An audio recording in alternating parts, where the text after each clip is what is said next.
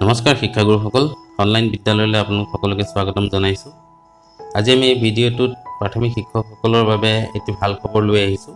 প্ৰাথমিক বিদ্যালয়ৰ যিসকল শিক্ষক আছে সেইসকল শিক্ষকে বৰ্তমান যি গ্ৰেড পে পাই আছে সেই গ্ৰেড পে বৃদ্ধি হ'ব আৰু এই গ্ৰেড পে যিসকল গ্ৰেজুৱেট আৰু ট্ৰেইন টিচাৰ হয় তেখেতলোকৰ বাবে 8700 হ'বলৈ গৈ আছে। গতিকে এখন অফিচিয়েল লেটাৰ প্ৰকাশ কৰিছে আৰু এই লেটাৰখনৰ বিষয়ে আজি আমি এই ভিডিঅ'টোত আলোচনা কৰিম।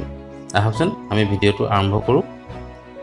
এতিয়া চাওক, এই লেটাৰখন পঠাইছে office of the inspector school Nagaon district circle Nagaon. এই চিঠিখন পঠাইছে নগাঁও IS অফিচৰ পৰা আৰু চিঠিখন পঠিওৱাৰ তাৰিখটো চাওক 21/3/2022 তাৰিখ। এই চিঠিখন 21/3/2022 তাৰিখে প্ৰকাশ কৰিছে। এতিয়া চাওক, from Shri Mridul Kumar Nath AS Inspector of School Nagaon District Circle Nagaon to the Principal Public Headmaster Public Superintendent all সকলো প্ৰিন্সিপাল আৰু হেডমাষ্টাৰলৈ এই চিঠিখন পঠাইছে। The subject to submission of proposal for allowed to graduate scale of pay। এই সাবজেক্টটোৰ পৰা আমি গম পাওঁ যে প্ৰপ'জেল ছাবমিট কৰিবলৈ দিছে প্ৰিন্সিপাল হেডমাষ্টাৰসকলক যাতে গ্ৰেজুৱেট টিচাৰসকলে গ্ৰেজুৱেট স্কেলটো এলাউ কৰিব বা ড্ৰ কৰিব পাৰে। এতিয়া হওক আমি চিঠিখনৰ মূল কথাখিনি চাওঁ।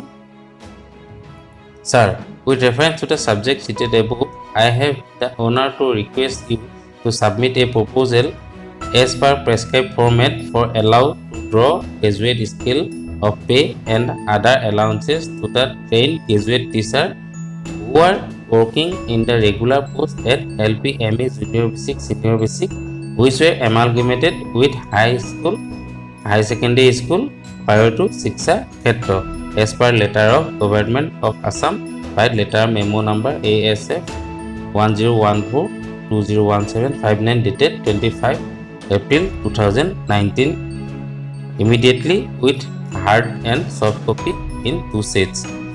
ইয়াতে কি দিছে প্ৰথমতে চাওক যে প্ৰিন্সিপাল আৰু হেডমাষ্টাৰসকলক এটা প্ৰপ'জেল দিবলৈ দিছে, তাৰ কাৰণে নিৰ্দিষ্ট ফৰ্মেট দি দিয়া হৈছে আৰু এই প্ৰপ'জেলটো এইটো কাৰণে দিব লাগে যাতে যিসকল ট্ৰেইন গ্ৰেজুৱেট টিচাৰ আছে তেওঁলোকৰ গ্ৰেজুৱেট স্কেল পে'টো ড্ৰ কৰিব পাৰে। মানে গ্ৰেজুৱেট স্কেল পে' হ'বলৈ হ'লে 8700 টকা হ'ব। গতিকে যি প্ৰাথমিক বিদ্যালয়ত যিসকল শিক্ষকে গ্ৰেজুৱেট ট্ৰেইন টিচাৰ আছে তেওঁলোকে যিহেতু এতিয়া 7400 টকা পে স্কেলটো পাই আছে, গতিকে সেই স্কেলটো বৃদ্ধি হ'ব আৰু তেওঁলোকে 8700 টকা পাবলৈ সক্ষম হ'ব। আৰু যিটো বহুদিন ধৰি শিক্ষক সংস্থাসমূহে ধৰি আহিছে যে এই গ্ৰেজুৱেট স্কেলটো প্ৰাথমিক বিদ্যালয়ত দিব লাগে। কিন্তু ইয়াতে এটা বিষয় আহি পৰিছে যে ইয়াত লিখা ধৰণে এই লেটাৰখনৰ মতে LP, ME, জুনিয়ৰ বেচিক আৰু ছিনিয়ৰ বেচিক স্কুলৰ যিসকল ট্ৰেইন গ্ৰেজুৱেট টিচাৰ আছে তেওঁলোকক গ্ৰেজুৱেট স্কেল পে দিব। কিন্তু ইয়াতে আৰু এটা বিষয় হৈছে কি, which were amalgamated with public high secondary school, যিসমূহ প্ৰাথমিক বা junior basic senior basic school আছে যিসমূহ হাই স্কুল বা হাই ছেকেণ্ডেৰী স্কুলৰ লগত এমালগেমেট হৈ আছে, সেইসকলৰ বাবেহে প্ৰপ'জেলটো পঠাবলৈ দিছে। আৰু ইয়াতে এখন ৰেফাৰেঞ্চ লেটাৰ নাম্বাৰো দি দিছে আৰু এই লেটাৰখন পঠাইছিলে 25 এপ্ৰিল 2019 তাৰিখে।